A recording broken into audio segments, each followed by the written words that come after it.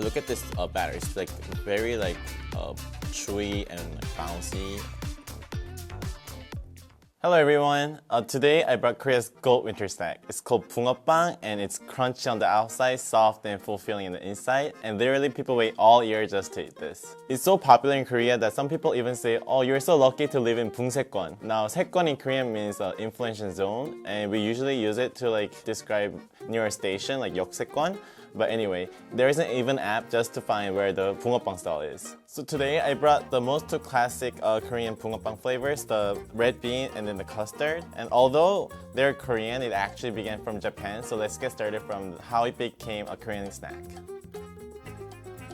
So in the late 1800s, there is a shop named Naniwaya in Tokyo, and they invented this fish-shaped pastry named taiyaki. And it was a bread, a little more bready, bigger, and it also had a red bean inside, but it was more for like a dessert for celebration. And now when that was introduced to Korea during the colonial period, it changed a lot. It became smaller, the batter became much thinner. So as you can see over here, you can almost see the inside. And it got a lot more snack-like than just a fancy dessert. So in short, Japanese taiyaki is more like a bread-based dessert, while Koreans are little light snack that are focused more on the filling than the batter. And boongeoppang grew after the Korean War when US applied flour. So when rice was scarce in Korea, flours became a lifesaver. And that's how this boongeoppang became a cheap, affordable, and fulfilling snack for everyone. And then by the 80s and 90s, and maybe up until the early 2000s, boongeoppang stalls ruled the streets. Every corner you go of every neighborhood, you'll find at least one boongeoppang stall. And people would gather around the heat of the griddle waiting for their boongeoppang to come out. And I think it was like a beloved snack by everyone because of the price. Especially when I was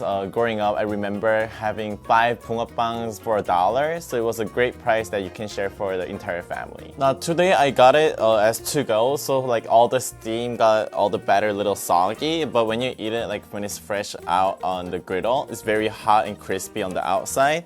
But over here, as you can already pretty much see, it's like very soggy. But some people like it when it's cooled down because the batter becomes more chewy, and especially because you don't burn yourself. But when you do get that hot steaming boongeoppang, you would usually break it apart in half so the red beans would cool it off. And then there's a controversy of where you eat it first, like the tail or the head, or some people call them like maniacs, but very few people eat it from the middle body part, starting with the fillings. And there is this even funny personality test where if you eat it the head first, where the brain is, you become more logical. And then if you eat it with the tail first, you're a more patient type of person. And as I say, a few people who eat it from the body first are the most impatient because they start with the best. But I just like to eat whichever is smaller when I first tear it apart. So I guess right now is the tail. It tastes really simple, and I think that's why it's like a more comforting kind of snack that brings all your nostalgic memory. And the batter itself, like I know it's thin, but it has all the taste you need in there, like the flour base with I think they add a little bit of sugar or salt or something like that to bring that savory taste. Maybe even today, I think some people even add butter in the batter to make it more like rich in flavor. And my favorite part is actually those, I don't know, like those leftover batters from the griddle. And that's because it's like crispy and more like snack than like the bread feeling. See how much red bean is inside?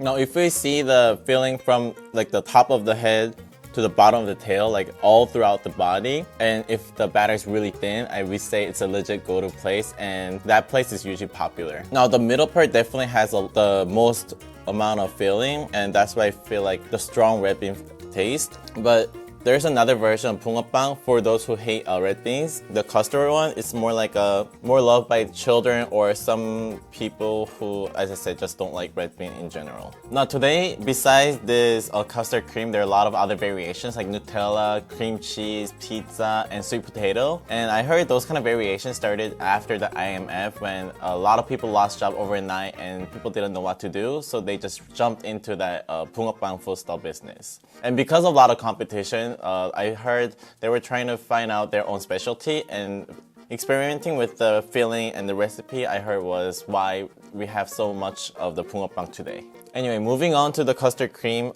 This one is, I don't know, it's just nothing so special to it. Like, I mean, custard is custard, so. But I would say it lacks that, like the depth from all the red beans, because this, I would say, it's more like artificial than the red bean, which is like more natural flavor.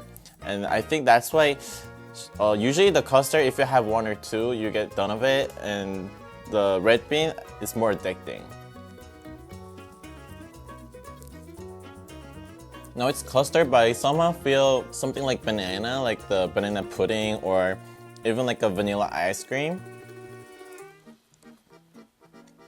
I mean, it's very good, but also like very sweet. If you have it, you'll understand why I say very artificial flavor and why you might get sick of it after having one or two. But look at this batter. It's like very like chewy and like bouncy.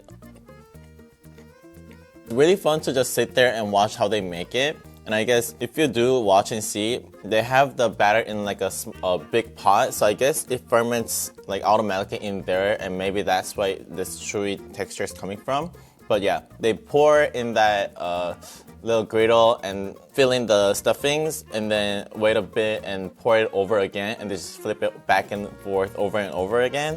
And what's really funny is they have it's like it looks kind of like a mini stove or like oven that you like bake pizza on, but similar to that and the takoyaki machine all combined, because it has the top as well, so you can flip it over, and you will just see one by one going in and out of that stove, and the person just taking it one by one out and flipping it, checking if it's burnt or not, and checking if it's good. But yeah, as you watch it, like time flies. About like 5 or 10 minutes just flies by.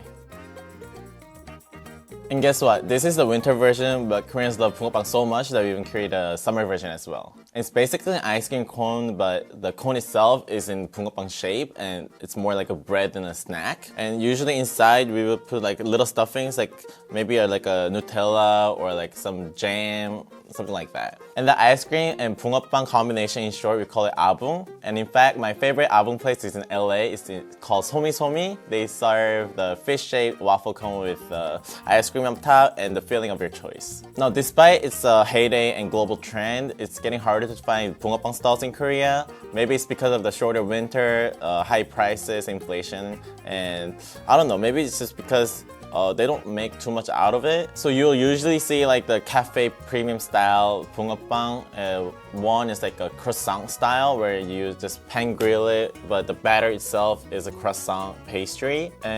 Or the frozen ones you can easily get like from Korean Amazon Coupang or supermarket.